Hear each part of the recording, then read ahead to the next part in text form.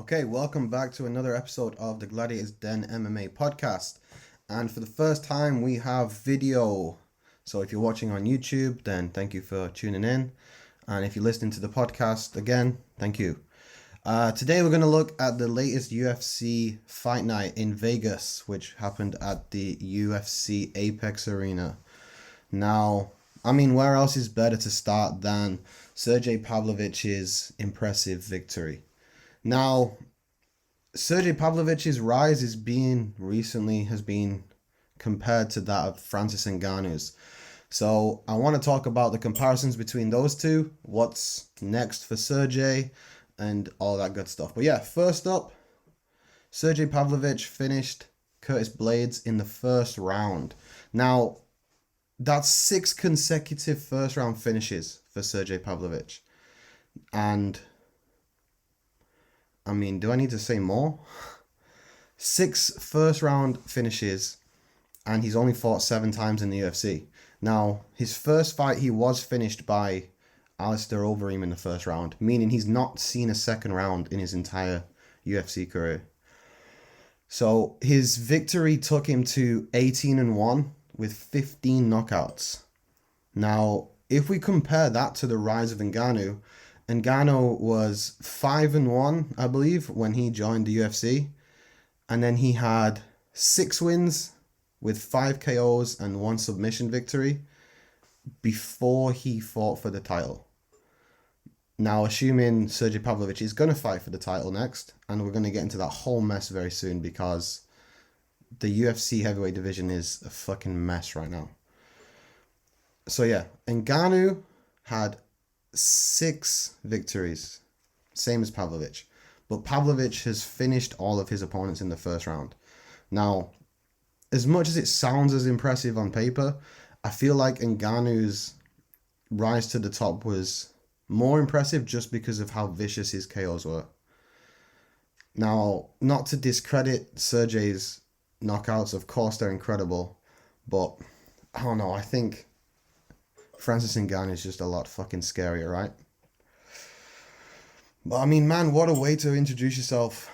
Pavlovich, it was his first real big test, I guess.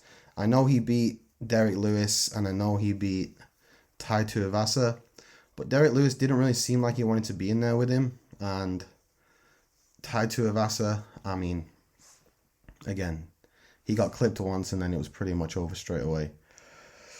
I'm all in. I'm all in on Pavlovich. I think he's the biggest threat at the minute to John Jones, if John Jones is even going to be the UFC champion when Pavlovich is fighting for the title.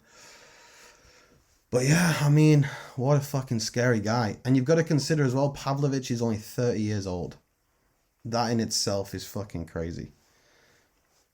He's probably just hitting his prime. He's got an extended career ahead of himself, especially when you consider how the longevity of heavyweight fighters, the longevity of their career is way more than the average, because obviously they don't cut weight. The training's probably easier on the body because you're not having to deplete yourself coming up to these fights. You're not having to restrict yourselves to these diets. But yeah, I don't know where to get started with him. I'm kind of lost for words at how good this guy is. Now, if you've seen that video of him before the fight where he's playing slots, I was dying laughing, because if you've not seen it, there's a video before the fight, like literally hours before he goes to fight in this main event in arguably the biggest fight of his career, and he's just playing the slots in Vegas in his fucking UFC like fighter's jumpsuit. No stress at all going into this fight. So I think, even though the clip's pretty funny, and if you've seen the post-fight press conference, his reaction to it, I thought was funny as well. Kind of humanized this monster of a fighter. This doesn't speak much, doesn't talk in English, so you kind of have this perception of him as like this scary guy, and then he just starts like opening up and laughing about it. But yeah, I thought it was such an impressive fight. Now, there's an argument online about how Curtis Blaydes had a poor game plan. I'm not sure I totally agree with it. Now look, going into the fight against Pavlovich, you know exactly what you're going to get. Similar to when you fight Ngannou, especially Ngannou when he was on that tear through the division when he first joined. You know you've got to be on the ball for those power punches, and you know he's going to come out swinging early. So if you're Curtis Blades and an established wrestler as he is, you assume you're going to go and wrestle as quickly as possible. I just think that Pavlovich made it difficult for him with his movement, right? And I don't know. I mean, it was a poor game plan, yeah. I just think that you need to give Pavlovich credit as well.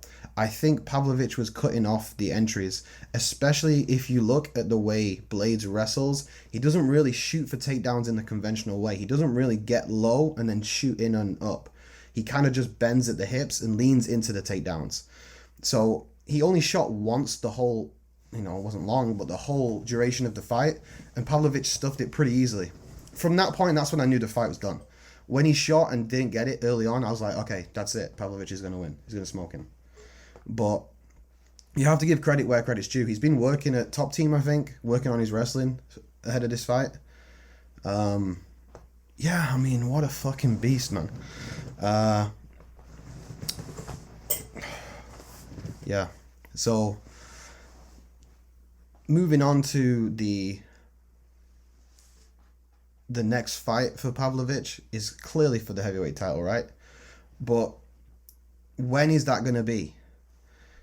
Jon Jones versus Stipe was rumored to be International Fight Week. We know that's not going to happen. It's been pushed back. There's been no real reason, publicly stated anyway, to why that fight's not been made yet. Both parties blaming each other. So if they fight at the end of this year, which is most likely what's going to happen, wouldn't even be surprised if it was early next year. That means Pavlovich is probably at the earliest not going to fight the winner of that until this time next year. So does he want to sit back and wait for the title shot? Which, look, if you're going to be given a heavyweight title shot, yeah, taking a year out and waiting for that makes sense. But if you want to keep active, especially, like I said before, he's only 30, you don't want to waste these years. You're only risking the title shot. And there's no guarantee that the winner of Stipe Jones is going to have any other fights after that. Stipe's, I mean, if I don't know his age off the top of my head, but he's got to be close to 40, right? He's 38, 39, something like that. Jones is a bit of a wild card when it comes to fights. I don't think he will fight Pavlovich if he beats Stipe. I think Jones calls it a day. I think the only fight that he would probably be tempted in is Ngannou. Now, Pavlovich is probably the biggest fight for him at the moment. I think, especially coming off this victory, Pavlovich is definitely going to be a big fight with the fans. But I just don't think it does enough for Jon Jones, and I don't think he wants to risk... He doesn't want to risk his record, his legacy against someone like that. I don't know, maybe. If he's willing to risk it against Ngannou, I mean, who am I to say? But I would be very, very surprised if Jones fights after the Stipe fight. I think he calls it a day. Now, if anyone's, leaning on that 8-fight deal that he signed with the UFC, that's bollocks.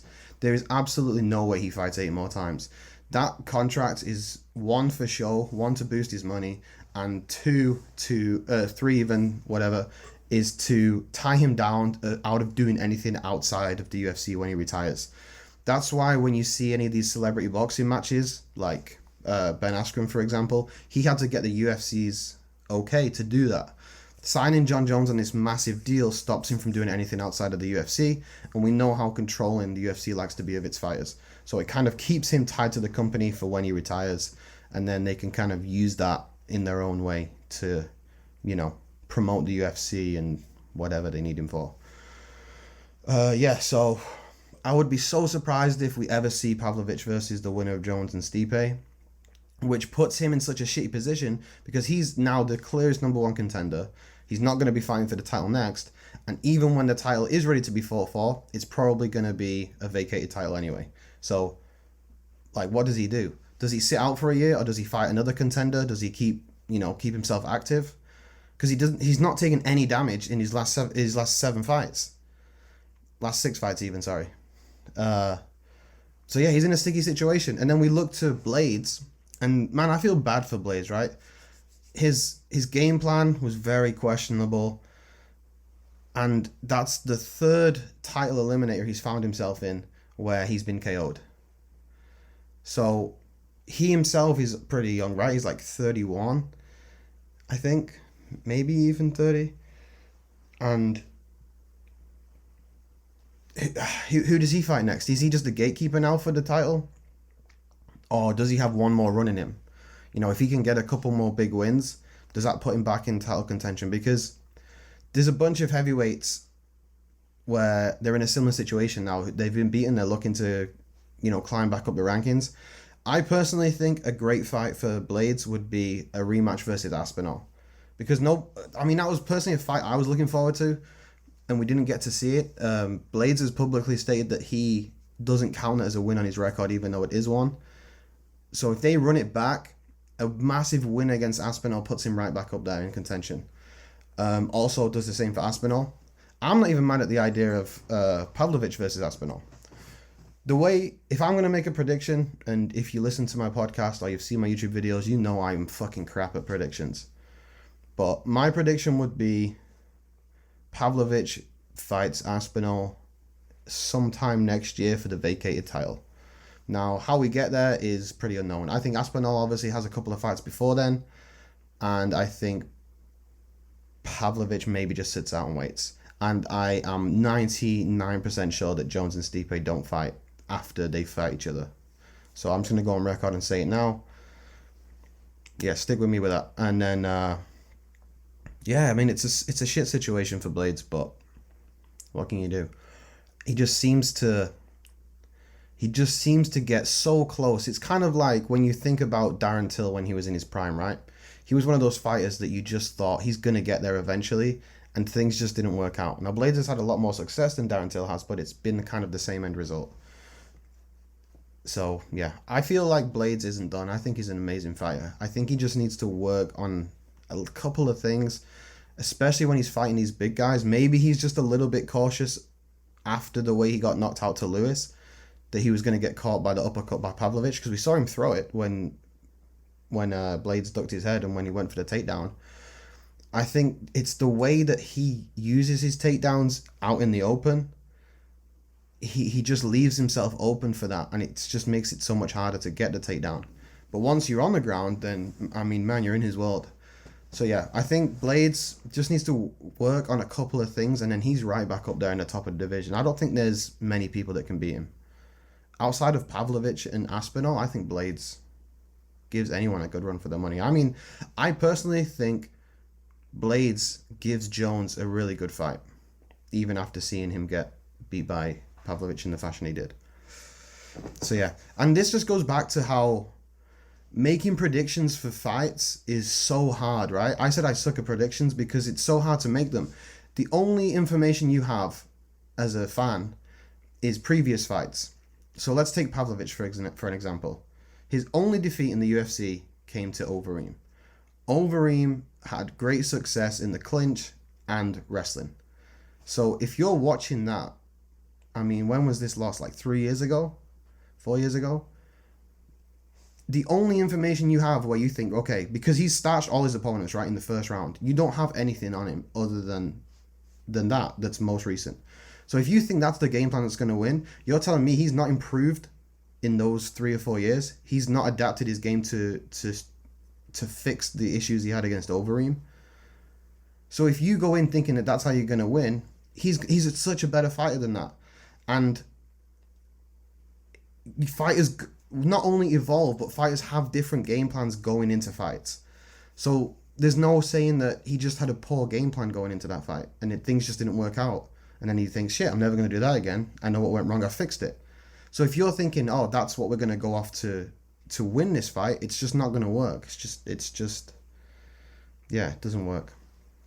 And before we move on, I think the last thing I want to talk about Segei Pavlovich is calling for the bonus, right, after a fight. Now, UFC fighter pay has been a huge issue for, God knows how many years. He's the main event. So him and Blades, debating who the A side is, are going to be the highest paid on that card. And he's calling for the extra 50K. Sounds like a lot, right? But if you're the main event fighter and you're, desperate for that 50K, how badly are these guys being paid? Because he's not the only guy to do it, right? I understand like the prelims calling for the 50K when they get a knockout. I deserve it. But it's such a common theme now that fighters call for these bonuses. It just comes across as desperate, which only reflects badly on the UFC. There should never be a situation where these fighters are so desperate for this little bit. I mean, it's not a little bit of extra cash, but you know what I'm saying? Like this extra bit of cash, and they're so desperate to get it. Now, who doesn't like money, right? 50K, it's a lot. But the desperation in which these fighters are calling for it, they should never be put in that position anyway. I just think it's a whole situation with the fighter pay, and it still needs to be fixed. And I don't want to get drawn into the fighter pay debate because, if you're one of my two listeners, I get off topic pretty easily. I shoot these in one shot. I very rarely use my notes. I end up losing them and shit. So, yeah, let's just leave that as it is. But I just think fighters, just fucking pay them more, right?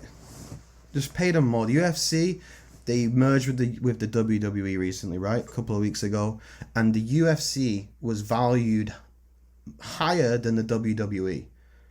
Now, I don't know how exactly these valuations work.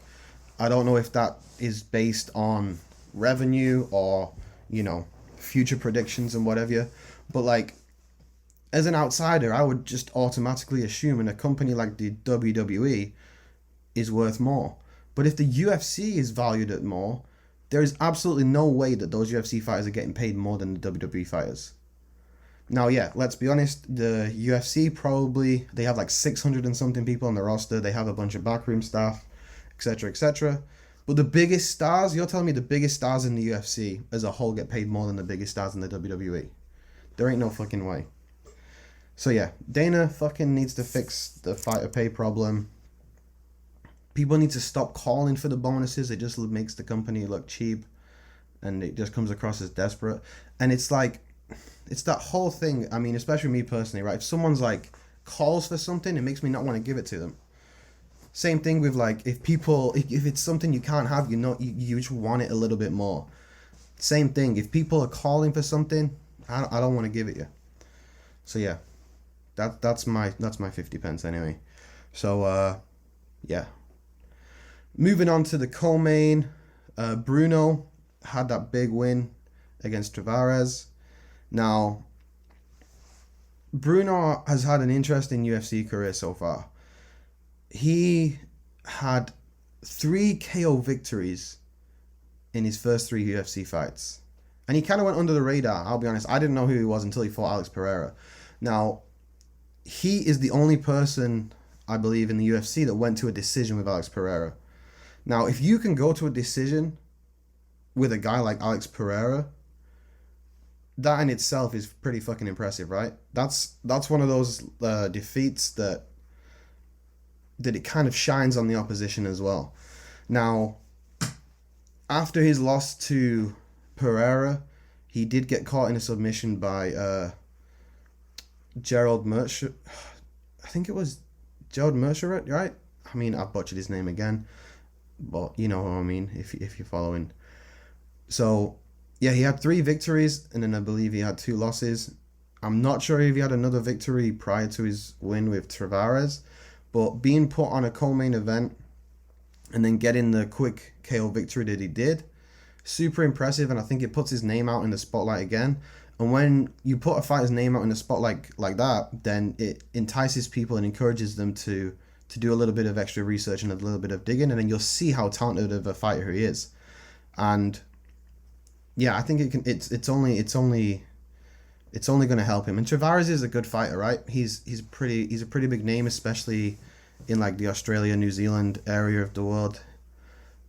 And yeah, I think over the next few fights, if Bruno can keep racking up a couple of wins, he's going to be someone to keep an eye on in that division for sure. He has everything. He's very good on the feet, and he's decent on the ground as well. And he went toe to toe with Pereira. I mean, you lost a decision to one of the best kickboxers that the UFC's ever had.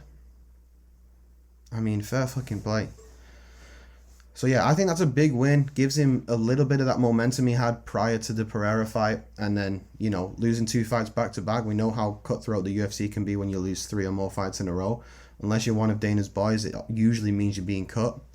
So good to see him get that win, and I think it's big things for him from here.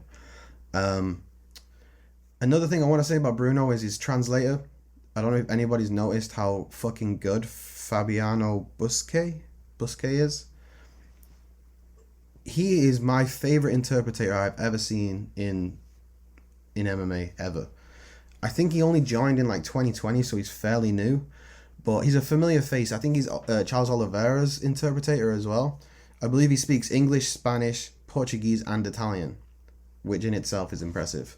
But the thing I like about this translator, this interpreter, is he doesn't just reiterate and repeat what the fighter has said to you. He also embodies the passion that they speak with. So when you're watching him, retell what the fighter has just said, he tries to imitate the way they said it. So you get a sense of the emotion that they're talking with that a lot of other translators don't give. So whenever I see him come in the ring to translate for someone, I'm always fucking super pumped, and I'm super excited that they get to speak with him. It's just so refreshing to see someone like that, because it's something that probably goes unseen, but you subconsciously appreciate it. So yeah, super impressive victory. Love his translator Fabiano, and I think he's definitely a name to keep an eye on. Another couple of wins. I'm sure if you feed him someone in the top 15 now, I mean, I would have to look back at the actual rankings, but if you give him someone from 10 to 15, I think Bruno gives him a fucking good fight. Yeah, I think he's definitely someone to keep an eye on. The next fight was the Bobby Green, man. The Bobby Green fight. I love Bobby Green so much. He's one of my favorite fighters. I think he's a great guy. I love his interviews. I love how authentic he is. He doesn't pretend to put on a persona. He just who he is all the time. Now, okay, let's go back. If anyone missed the fight ended in the first round after the referee called a stoppage to Bobby Green's ground and pound, but then they called it a no contest due to an accidental headbutt, which obviously led to the finish. So Bobby Green goes in with a left elbow, catches Jared with his head. Jared falls down, and Jared's not out. He's still shooting up like for a triangle. He's kicking. He's trying to grab hold, and Bobby Green ultimately gets the finish. Now, they just need to be clearer with the rules. Now, I'm not against the no contest, especially if it's leading up to the sequence of the finish. If the headbutt plays a pivotal role in the finish, it's not fair, right? It's like if you hit an accidental low blow and the referee misses it, you curl down and you fall and you get fucked up. It's a no contest. It's not in the rules. But the UFC need to be clearer with these rules, because we saw previously in Kelvin Gastelum's fight with Chris Curtis, similar thing happened, but Curtis wasn't finished. He was able to keep fighting, but he ultimately lost that round, which ultimately lost him the fight. Now, I understand that referees will miss it. It's hard to see. I understand that, the commentators, the people on the side, the people working the cameras might miss it until they see a replay. But now you have the information after the fight. It's a no contest, right? If it's one rule for one, it's another rule for another. And if you're not going to do that, then at least come and explain the rules so we know why as fans and the fighters know why. Because if it's only going to be a no contest if the fight finishes there, let them know. If it's going to play a pivotal role in the result of the fight, let them know. Let them know the rules prior to the fight, or at least the fans know, so we can educate ourselves so we know what to look for. Because it's shit for the fighters, because the UFC works on a show pay and win pay. So Bobby Green was pretty animated in his interview talking about how he's lost half of his money. Because in those moments when he thinks he's won, I think he said on Ariel Helwani's show he lost 100K. So I'm assuming his show money was 100K, win money was 100K. 100K is a lot of money. And especially when you're someone like Bobby Green, he's late in his career, he's had like over 50 fights. He's trying to rack up as much as he can for when he retires, right? I'm not saying he's looking to retire soon, but it's definitely got to be in the pipeline, or at least in the back of his mind. You know, he's not got a 5-10 year plan like some younger fighters might have. So that's a lot of money for him.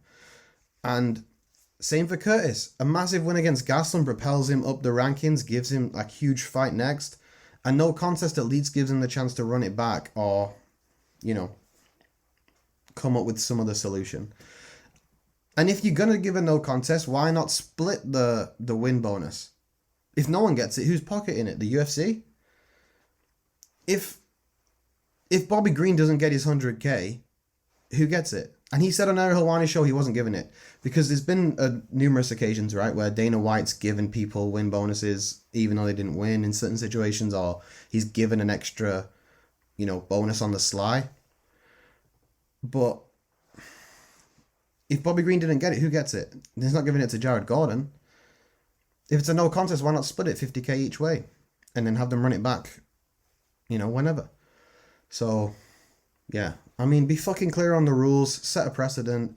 Or if they're not going to be open with the rules for the fans, at least let the commentators know what the rules are and educate the commentators so the commentators can educate us as the fight is happening. Because I think that's a big thing. Especially a lot of fans that might not watch it as intensely as I do personally, or as, you know, more active fans, more passionate fans might watch it. They might not know what they're looking for. They might not know what's happening.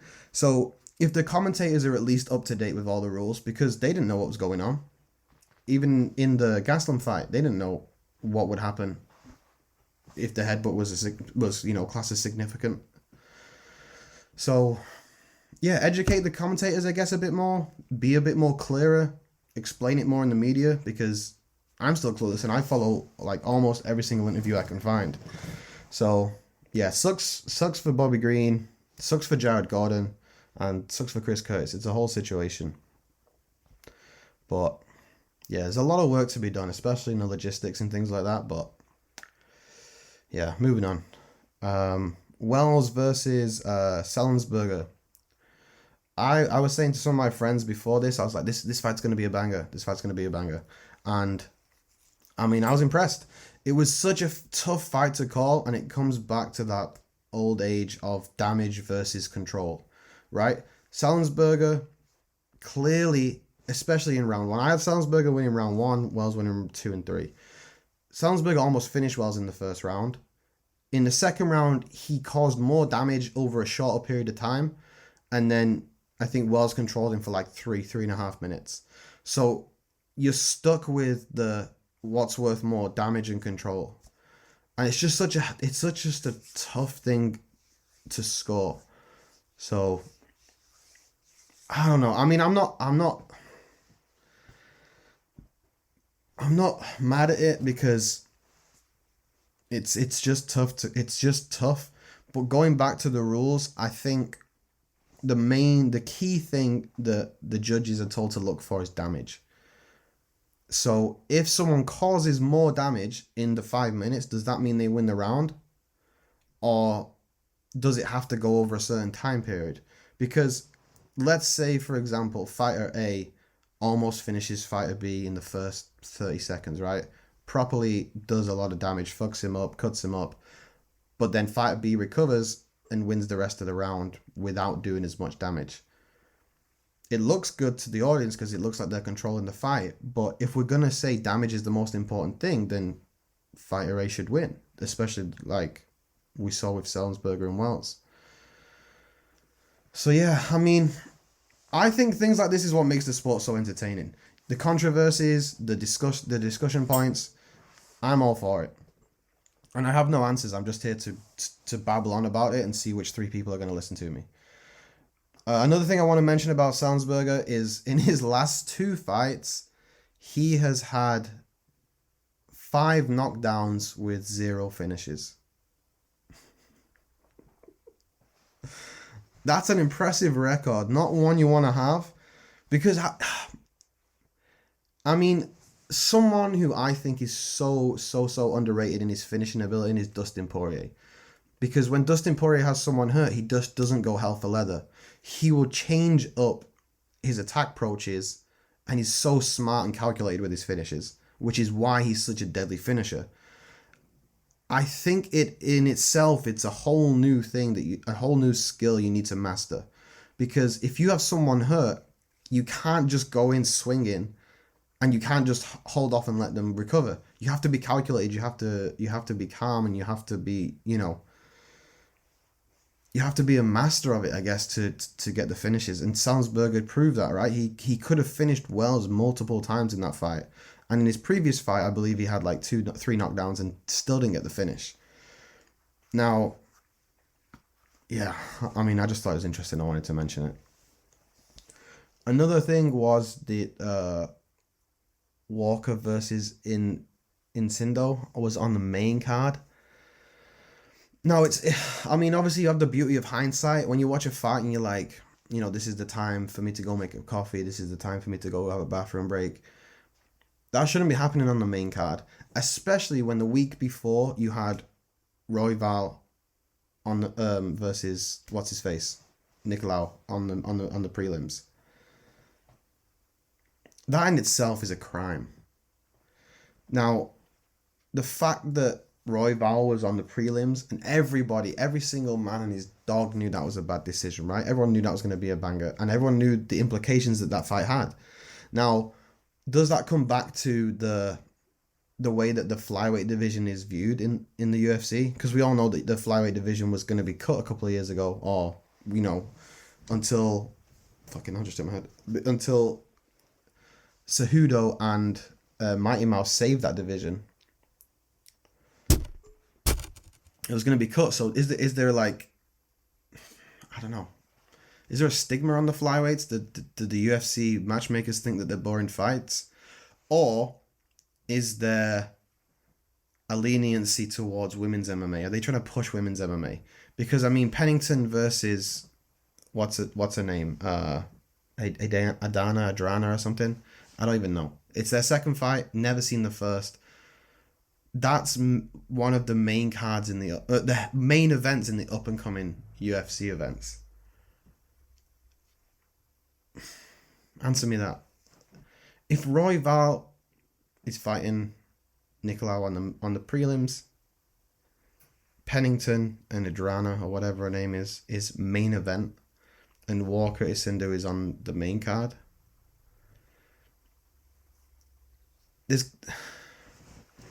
there has to be some sort of, and I don't want to say it's to do with the whole woke movement, Dana White doesn't really strike me as someone that kind of adheres to the woke movement, but it definitely seems like there is some push behind women's MMA. They're trying to, since they lost Ronda Rousey, they don't really have that standout star.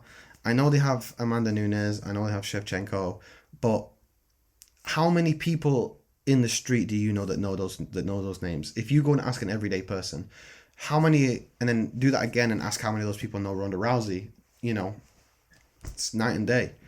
So, yeah, I definitely feel there's some sort of agenda towards women's MMA. Now, I'm not saying it's because of the woke movement. Maybe they're just trying to push women's MMA. They're trying to make it more popular. But you've got to think, women's MMA didn't really take off until Ronda Rousey came into the UFC. I'm not saying they didn't have good fighters. They have amazing fighters. They have some of the best pound-for-pound fighters. Amanda Nunes is probably, if you have men and women, in the top 10 pound-for-pound of all time. Nah, not all time. What am I saying? But she's in top 10. Now, it's just, I don't feel, one, it's as marketable. I think there's some sort of agenda to it. I'm not sure quite what. Maybe they're just trying to make women's MMA popular. But if you look at the roster, then you'll see that the majority of the fighters are men, which means just by the numbers, the best fighters are going to be male. So the best fighters and the most entertaining fights should be the ones on the main card.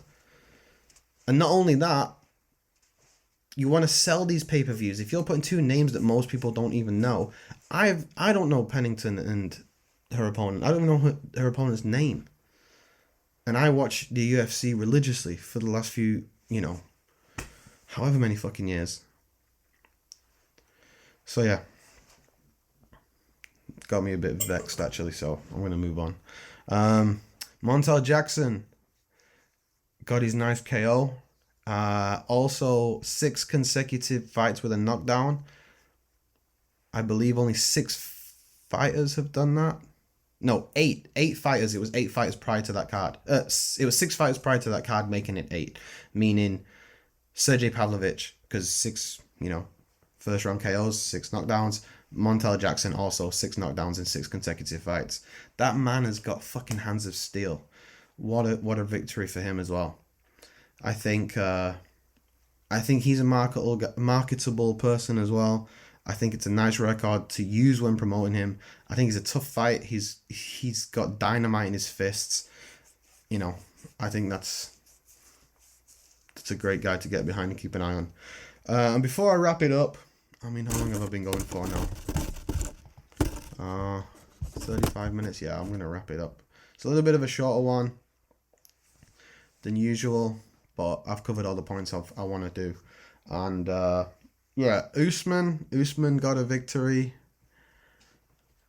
I predicted he was gonna lose. I'm surprised he won. It's nice to see him use his wrestling. I don't think he's got a big future in the UFC. I just don't think he's good enough.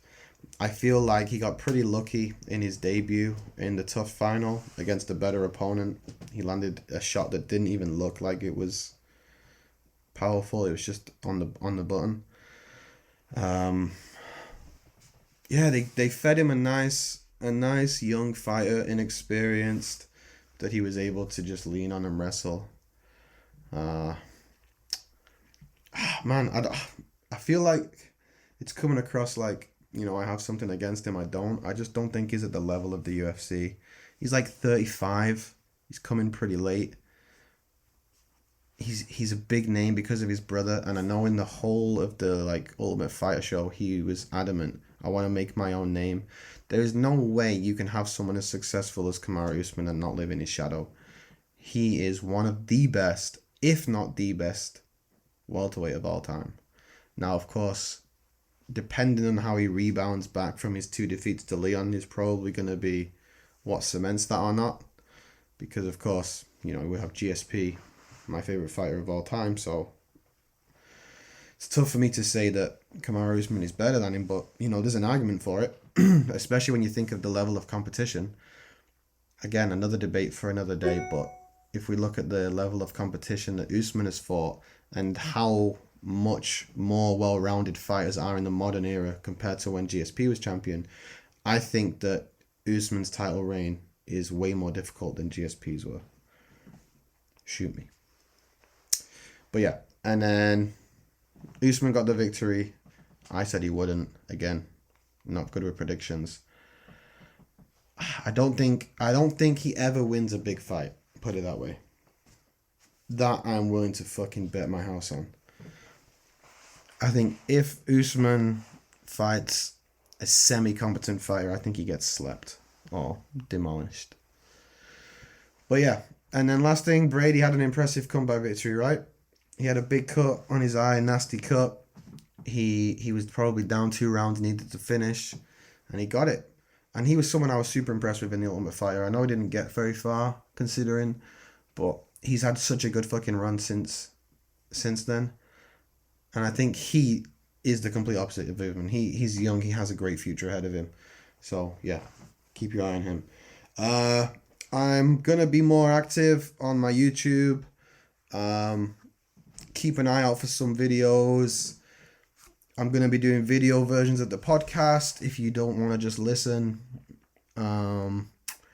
Podcasts are going to be weekly now. They were previously only for pay-per-views. I'm going to be doing them for every single event. I'm going to be doing some bonus ones for the PFL.